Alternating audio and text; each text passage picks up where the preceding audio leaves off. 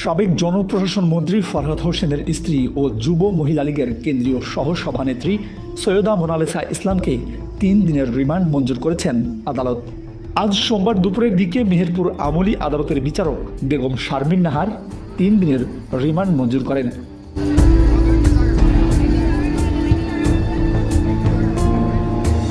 এর আগে বৈষম্য বিরোধী ছাত্র আন্দোলনের দায়ের করা একটি মামলায় গত রবিবার রাতে ঢাকার ইস্কাটন এলাকা থেকে তাকে আটক করে মেহেরপুর সদর থানায় নেওয়া হয়।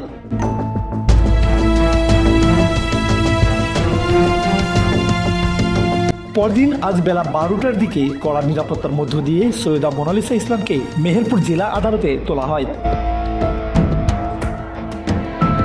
মামলার তদন্তকারী কর্মকর্তা জহিরুল হক সৈয়দা মোনালিসা ইসলামকে মামলায় আরও জিজ্ঞাসাবাদের জন্য 7 দিনের রিমান্ড আবেদন করেন।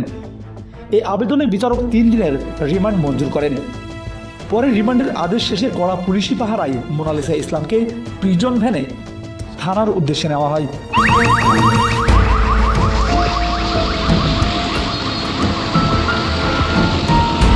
এর আগে গত 19শে জানুয়ারি সাবেক জনপ্রশাসন মন্ত্রী ফরহাদ হোসেনকে আটক করে ঢাকা থেকে মেহেরপুরে আনা হয়। বর্তমানে সাবেক জনপ্রশাসন মন্ত্রী ও মেহেরপুর জেলা আওয়ামী লীগের সভাপতি ফরহাদ হোসেন, তার বোন জামাই জেলা আওয়ামী লীগের সহসভাপতি আব্দুস সামাদ বাবলু বিশ্বাস এবং ছোট ভাই জেলা যুবলীগের যুগ্ম আহ্বায়ক সরফরাজ হোসেন মৃদুল কারাগারে বন্দী জীবনযাপন করছেন।